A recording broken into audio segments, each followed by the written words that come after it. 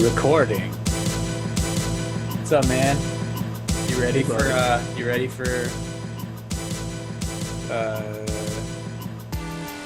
regionals?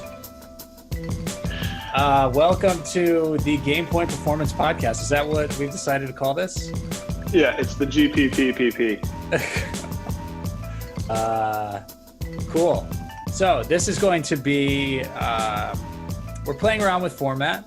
We'll ask for your opinions on what you guys would like us to do. But for now, we're going to try to have a shorter version of the podcast. That's just Q&A, which is going to be this one.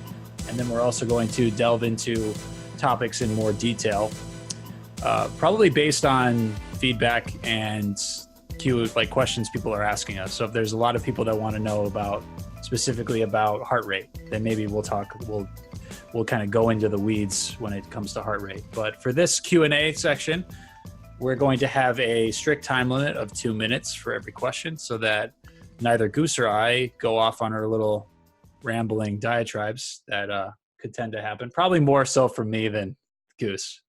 It's probably true. Yeah. All right. So you're a victim of your own knowledge. Yeah, I kind of black out when I start talking, so I need someone to manage my time. So I think, how about we have you try to answer this first one? You can see my screen, right, Goose? I can. Okay, so this one I think is well within your wheelhouse. So I'm going to start the timer in 10 seconds. Oh, I was going to. Are you ready? Are you ready? Way better. Are you ready? And go. I'm assuming we're talking about the question is what a training split should look like the week before a fall tournament, college. Yes, sir. I mean, I look at it two ways. One, do you actually need a taper for that tournament because you want to perform really well there, or you are concerned about having too much load or intensity rolling into that tournament? Or are you not really concerned about that tournament and you want to get the most out of your training for the week? So if you want to get the most out of your training for the week, probably perform things as written. But if you want to lower that overall training load a little bit because you know the overload nature of the tournament and you want to perform well there, drop a set for almost everything that you're doing that week, starting probably Tuesday. And the low intensity conditioning, I don't think you need to adjust at all, but the lifts, drop a set. The field workout, drop a set. And that should suffice. Great. Yeah, I would say got about 45 seconds here. How important is the tournament? Probably not that important early on in the fall. Use it for reps. Use it to work on any schemes that are new. Try to get some new players, some reps. Think about it as a conditioning tool. It's something it's as specific as it gets when it comes to conditioning. So use that as an opportunity to do that. I don't know how much are the rankings rated with the fall tournaments for college? I mean, it doesn't hinge much on college. I don't know if it actually matters at all. Okay. So yeah, just think high-low like we normally would talk about. And just apply that. Use a tournament as a pretty high intensity stimulus. All right, that's 2 minutes. Boom. Boom. Roasted. This bird is cooked. All right. We'll just alternate. Let's see. Okay. All right, moving on to the next one. We have Charles Cooper asking about heart rate. So program from Goose, my conditioning work in preparation for a 2018 Masters season in a way that contains much of the GPP programming. So I'm familiar with how most of it is based on heart rate instead of 100% intensity all the time. Okay. A slightly more aged athlete, I wondered and continue to wonder which the heart rate ranges prescribed to various training methods get any adjustment based on one's max heart rate. So feel free to answer the question. And then Morgan followed up by lending his understanding about actual percentages, either max or her heart rate capacity with max heart rate minus resting heart rates. Related question, cardiac output, how does this apply with older people and older hearts? Try to get to all of these. Realize the real question is complicated. I don't necessarily think it is that complicated. Aerobic intervals are based on anaerobic threshold, which is correlated to max heart rate. Not necessarily. Anyway, be interested in hearing what the guys discuss. Also related my question to cardiac output above. If I can comfortably maintain 158 to 162 on nose-only cardiac output, will I still be getting the right effect? So I'll answer that one first. Who knows? So the more that we learn about cardiac output and changing the structures of the actual heart, all right, you could probably start my timer now.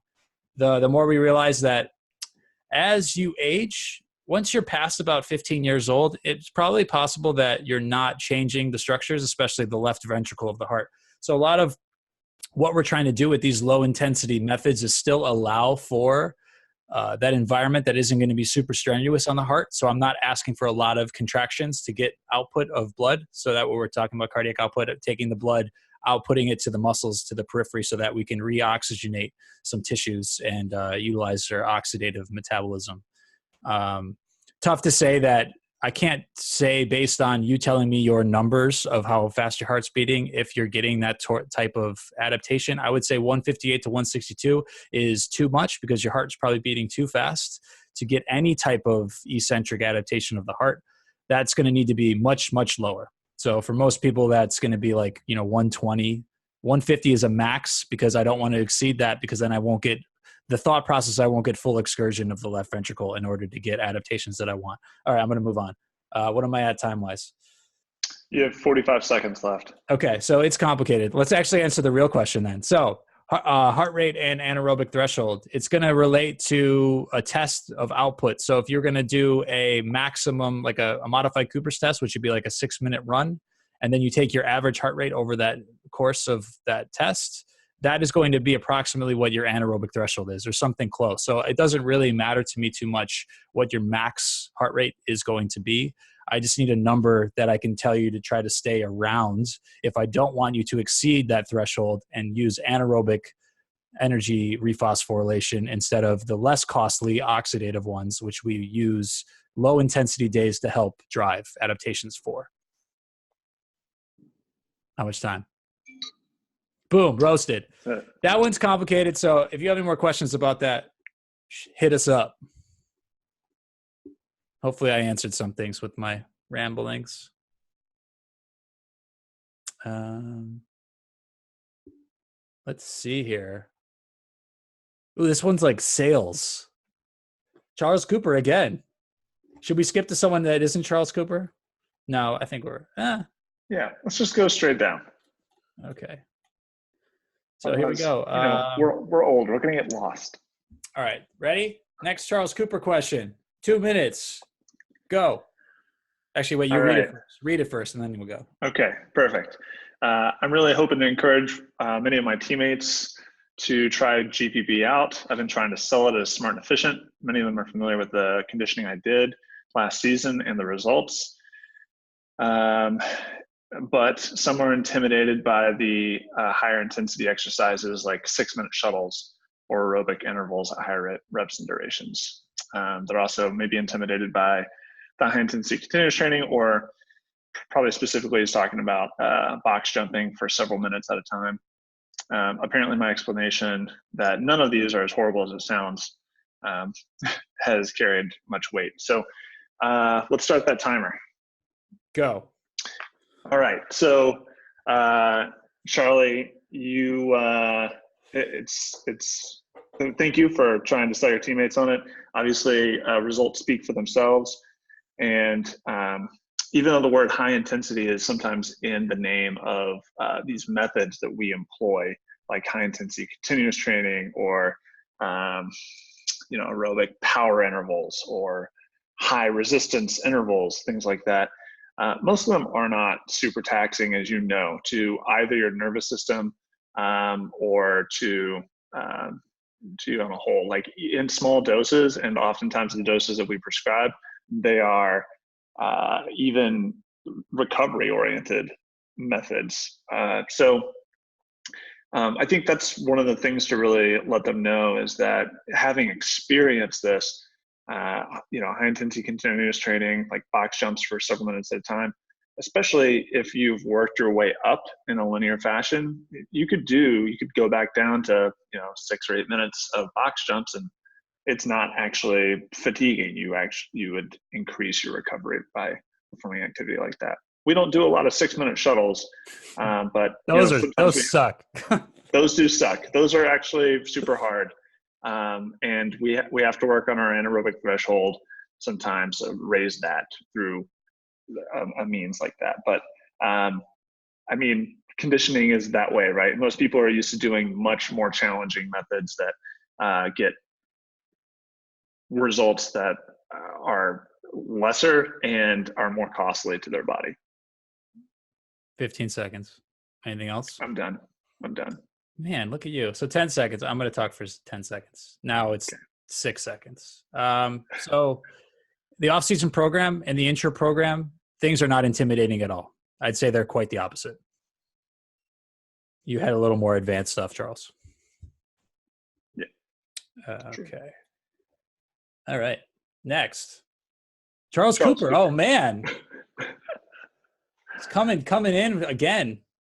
Well, if we ever have a problem trying to get content for the QnA podcast, we'll just hit up Charles and he'll obviously we're going to interview this guy. We're going to have to bring him on.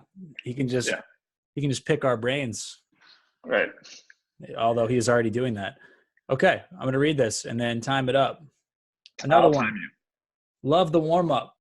Feel like it really prepares me to get to work because it is so unique. It may be difficult to convince my teammates to embrace it as a team warm up. How would you suggest doing the GPP warm up first and then let the team warm up? Standard, boring, dynamic warm up. Great. Ready? Start. Do it. Okay. Things that are different. Managing expectations, changing people's behaviors. Very difficult to do.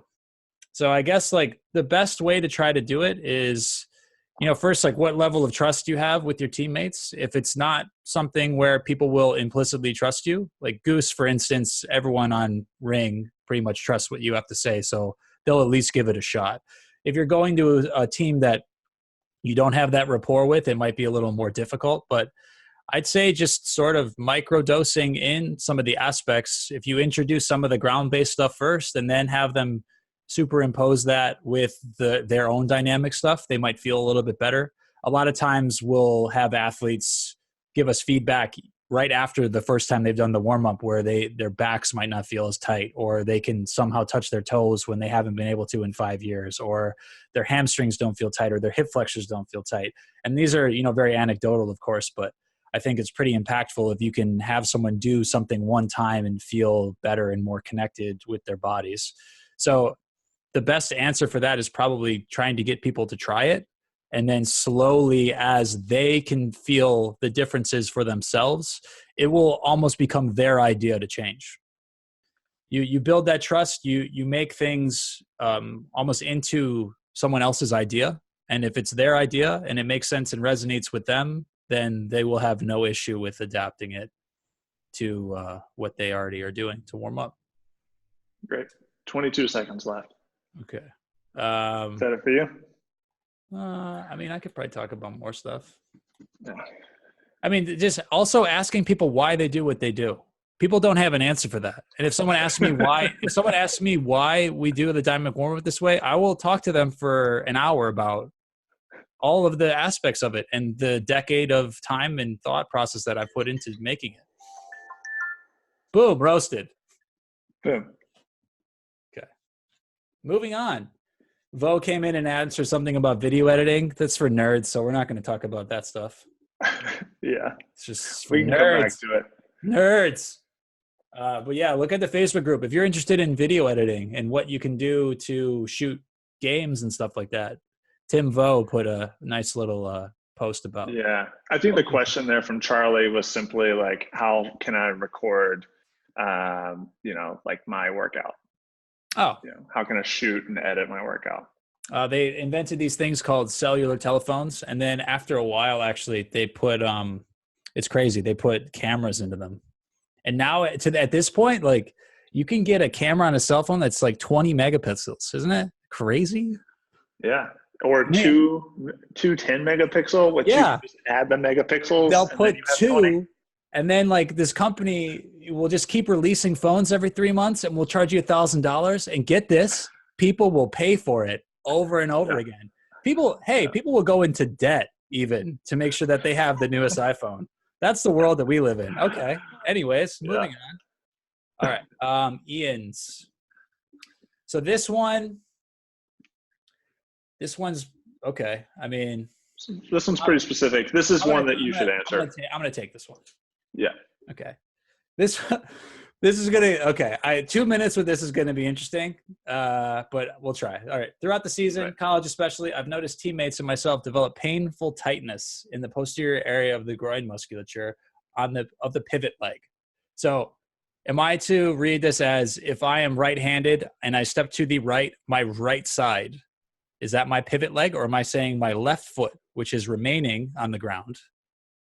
That's probably talking about the one that's remaining on the ground. Really? I would assume it's because the pivot foot Yeah. is commonly referred to in like ultimate terminology as the one that's pinned where the disc was whenever it was on the ground and you pick it up. Edge of semitendinosis in the groin. So as I step to my forehand side to the right, my left groin is tight. Yeah. That's the question. Okay. Seems like all right, I'm going to read it like that. I thought maybe it had to do with the right groin, but if it's the pivoting leg, right. I don't know. Is that pivot is the point of about rotation. So I guess it is the left leg. So we're going to read it as the left leg. Is there any specific rehab or pivoting warm-up that should help bring balance, alleviate some pain? To be honest, I don't even know the mechanisms of why pain or tightness occur. So if you guys could shed some light on that, it would be much appreciated. Okay. Ready.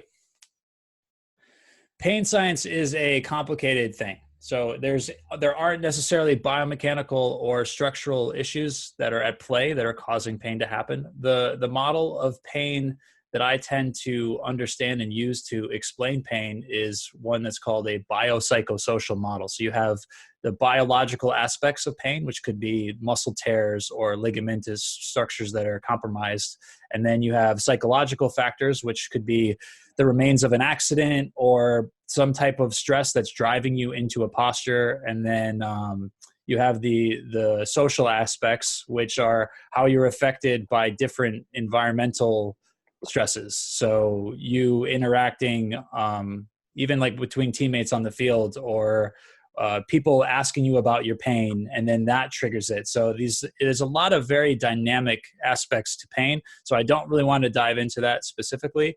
But what you seem to be talking about is when I stretch a muscle or a tendon, I eccentrically orient that tissue. So I add a lot of stretch to that. So there's going to be a perception of tightness. And then if I chronically do something over and over again, oftentimes will lead myself to an overuse type of injury. So what are the ways to help balance? The program that we've designed is very balanced. And when you're doing things like lateral lunges and shuffles in a warm-up, that when you're moving side to side and you're respecting how the pelvis is supposed to move over the femur and how the femur is supposed to move within the pelvis from in the frontal plane or from side to side, I think you can address a lot of these things just by doing what we're talking about. Specific pivoting warm-ups, do all of the patterns that you do very slowly first so that you can recruit the muscles and not try to rely on tendons and passive structures to take over, and then slowly build up into it. It's the same way that I would say to warm up for anything. What sort of time do I got? That's it. Okay. So yeah, long story short, if you need to warm up for something, use the same principles of warming up as you would for something else. I like to pivot both ways. I think that's a good way to try to balance things out. Cool. Good. Hopefully that helps answer the whole pain science thing. I would, there's a good book called Explain Pain. I forgot the author off the top of my head. We can put it in the show notes. Goose, are you going to make show notes? Because I'm not going to. Yeah, I can't wait. Goose is going to put it. Goose in between games or regionals is going to make show notes. Okay. All right. This one's going to be a quickie. You want to bang this one out, Aiden? Sure. So the question reads, piggybacking off of the earlier college fall tournament question, what would be a good game point performance recommended warm up for fall tournaments for college? Ready, go. Probably less than 2 minutes. Yeah, probably. Use the exact warm up that we give you for your field workout, especially for your own body. But the more you can get your teammates familiar with it, the better off your whole team's going to be. Because hopefully by now, even we do, as Chris mentioned earlier, we hear that people, even after the first time they use the warm up, they have this anecdotal feedback for us that they feel better. Oftentimes after 2 weeks, people's bodies feel actually quite different. So by the time that you're listening to this podcast, Aiden, you've been in the system now for a couple of weeks.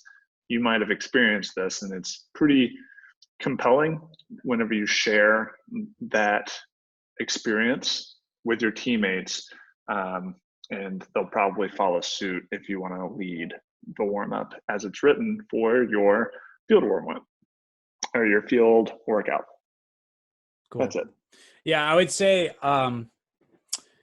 if you're thinking about warming up for tournaments and games, I'm totally fine with the field warm-up is made to prepare everyone to do the field workouts. If you want to say, like, adding into what Ian asked earlier, there aren't specific pivoting type of warm-ups. There aren't specific pattern warm-ups. So like shape cutting or handler sets or doing anything that involves having a body on you, defensively speaking. So if you take all of the general to specific type of principles that we're using to kind of funnel you into playing, and then you add in even more specificity on top of that, I think you can experience a lot of success. So what I mean by that is if you play handler, have a handler defender mark you and run a agility drill with them, or do so with, cutting patterns downfield, or you do a lot of throwing, do that. Okay. Yeah. Yeah. Yeah. It should probably be 2 minutes, but yeah, I mean, that is 2 minutes. I checked. Yeah, obviously you want to do Frisbee related things for your warm up. Yeah. And even if you were to just run some sets, some, end zone sets or some handler sets, and you weren't going to go 100%, you went 70, 90, 100, that would probably be enough, honestly, after doing what we're talking about. Yeah. Okay. Now we're over time when I thought we were just going to bang that one out. I think we should scrap the whole podcast and start over. Start over. All right. Next one. Best real-time heart rate monitor. Maybe best slot and budget-friendly footwear. Different certain exercises to deadlift. Okay, 2-part question. Heart rate monitors. Split this one? And footwear. I could probably bang this out in a minute each. Let me see. Charles Cooper, I'm sure they would cover this, but before I got my Whoop, which is a wrist-based, forearm-based heart rate monitor. It doesn't have a chest strap. And then he had a H7, which is a chest strap. Bluetooth range is a problem with Polar. Okay, that is true. With the H7. Yeah, and it doesn't. The chest strap doesn't actually keep your data, correct? The H10 does. Okay, so there's one answer right there, real quick. Polar watch is a way to track while you're doing it. Shoes.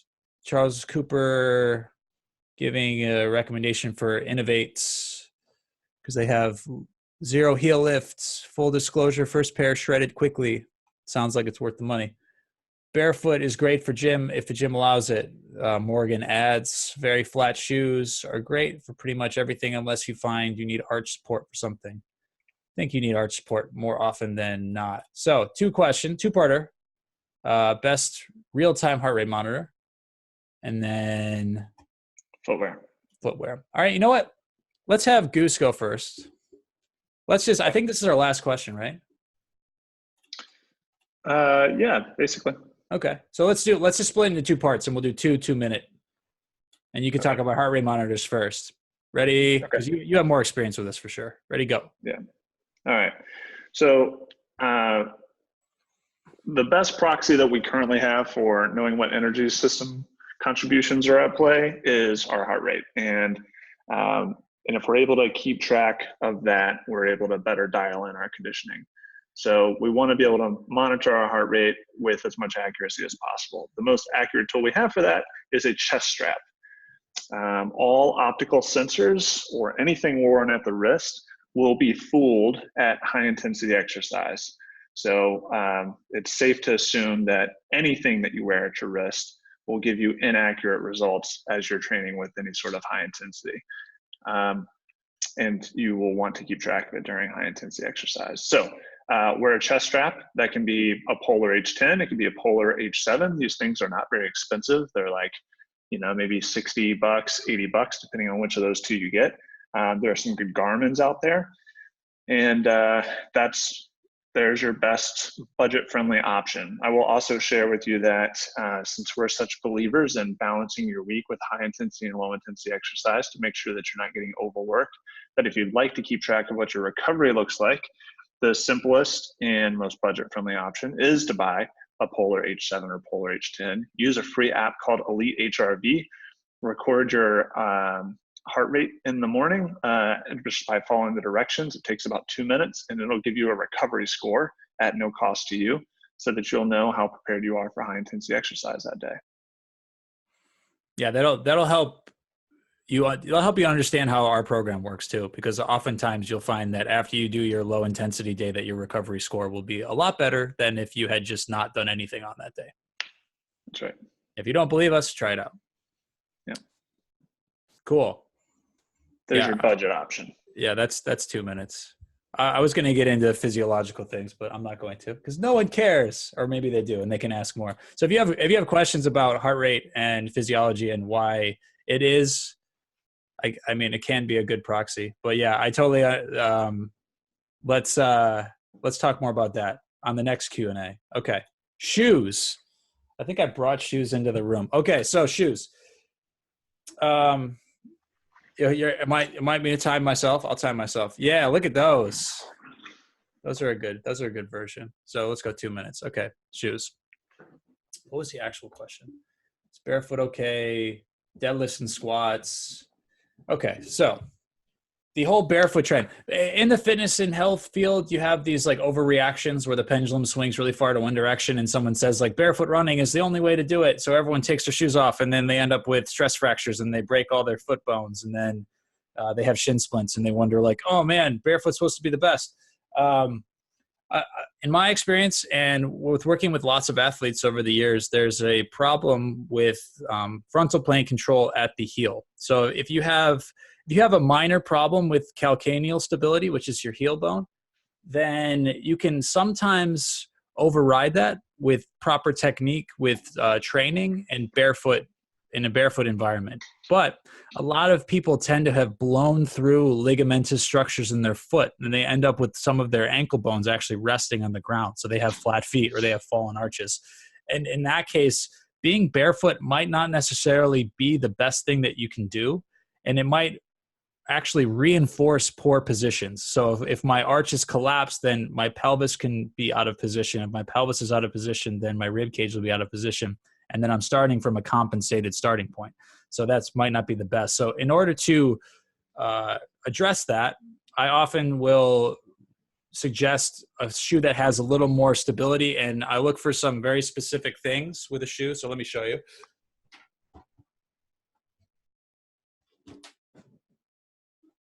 So when we're talking about, let me see. I'm going to go over time here because I have to take, I'm going to turn the sharing off.